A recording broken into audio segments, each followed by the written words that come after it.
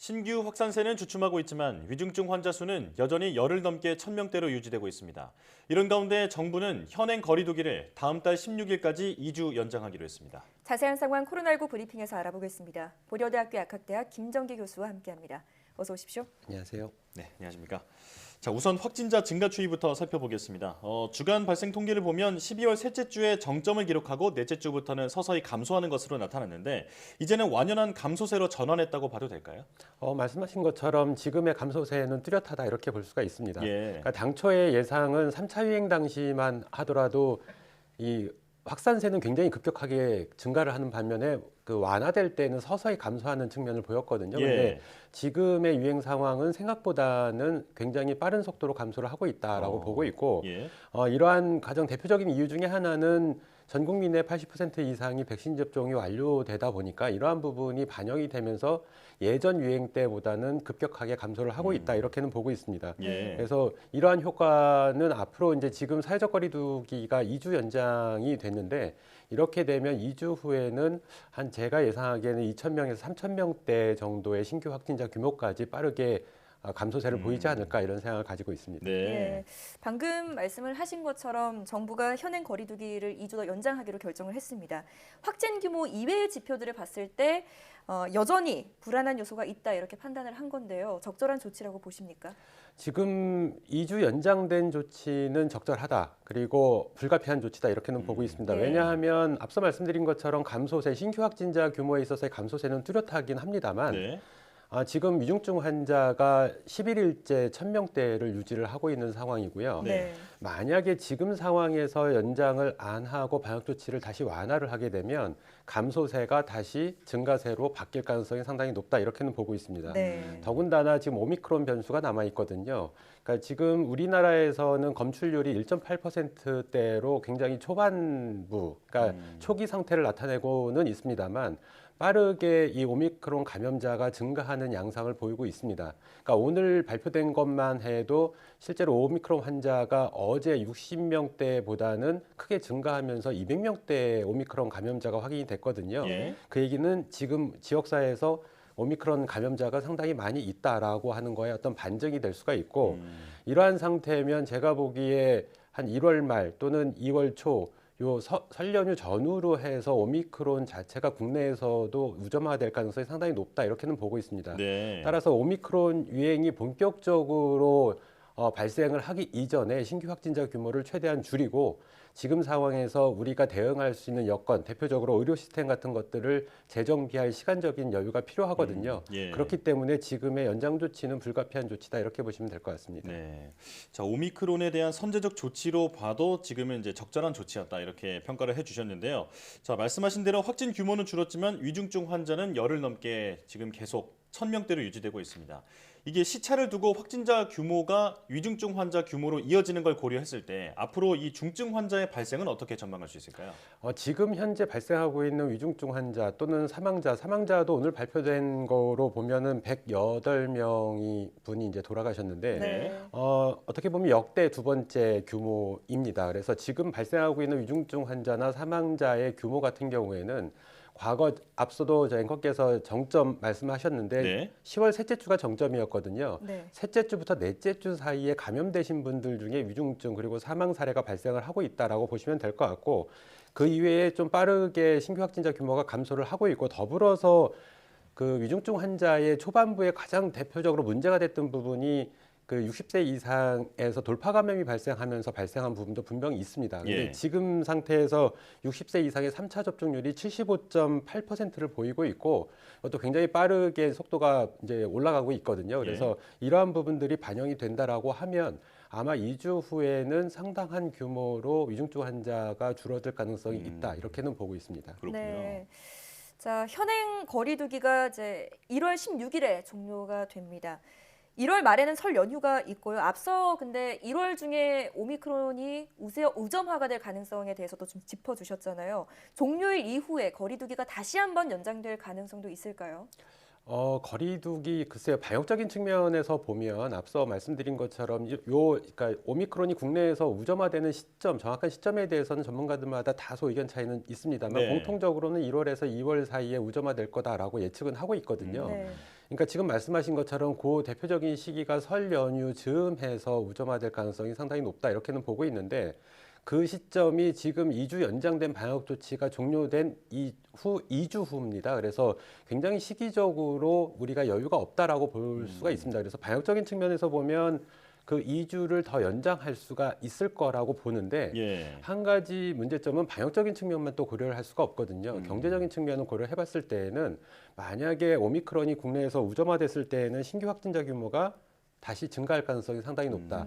그러면 위중증 환자는 그로부터 한 2주 후에 또 반영되거든요. 예. 그러니까 해당 시점에서 정확하게 위험도를 평가하기는 상당히 어렵다. 그렇게 되면 앞으로 3월, 4월 달까지는 계속 지금과 같은 방역 강화 조치가 유지될 수밖에 없거든요. 근데 예. 이 부분이 경제적인 측면에서는 상당히 또 문제가 있을 수 있기 때문에 아마 제가 예측하기에는 글쎄요. 이건 정확하게 단언할 수는 없습니다만 2주 후에 신규 확진자 규모가 만약에 2,000명에서 3,000명대까지 감소를 하게 되면 일정 부분 방역 조치가 완화될 가능성이 있다. 그러면서 향후에 오미크론이 확산됐을 때의 위중증 환자 추이를 보면서 다시 그 방역 조치를 강화할지 아니면 계속 완화세를 유지할 건지 뭐 이런 것들에 대한 결정이 있지 않을까라고 조심스럽게 예측을 하고 있습니다. 예. 네.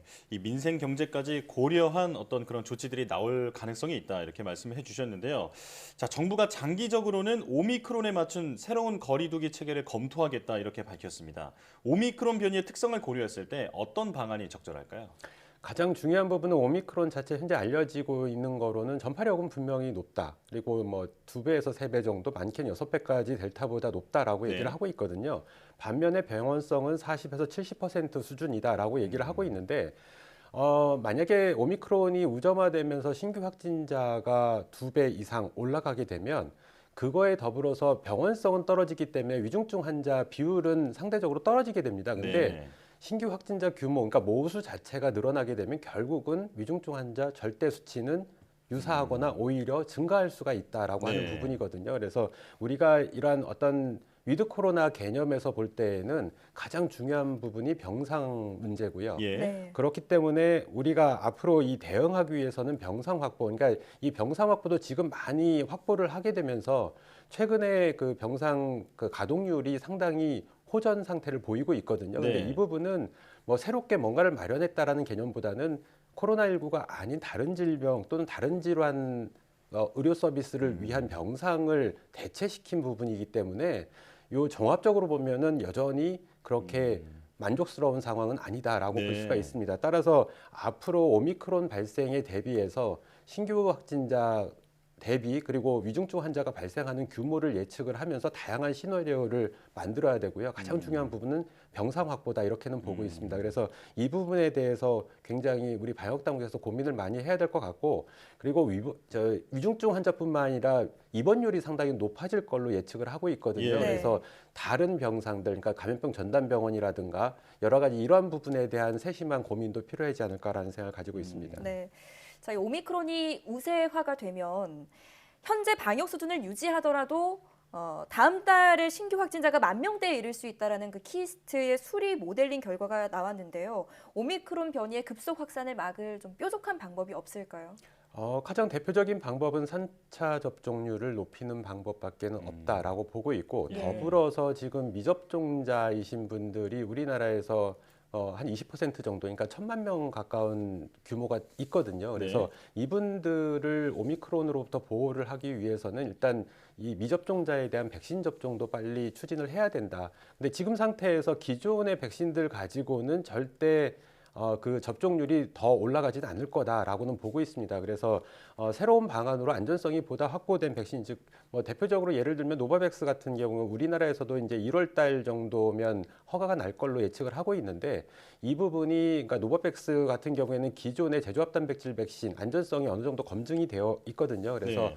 만약에 도입이 된다라고 하면 지금 미접종 상태이신 분들도 거의 대부분 접종이 이루어질 것 같고 지금 상태에서는 18세 이상의 성인들을 대상으로 접종이 이루어질 걸로는 보고 있는데 이제 네. 미접종자 중심으로 근데 청소년, 소아청소년까지 확대할 필요가 있다. 왜냐하면 긴급 승인이 아니고 정식 승인으로 허가가 날 가능성이 상당히 높거든요. 예. 그렇기 때문에 이게 그 우리가 오프라벨이라고 해서 적용 대상자를 보다 확대할 수가 있습니다. 그래서 소아청소년들에 대한 접종률 높이는 이런 방안들이 대표적으로는 필요하다라고 생각을 하고 있습니다. 예. 네.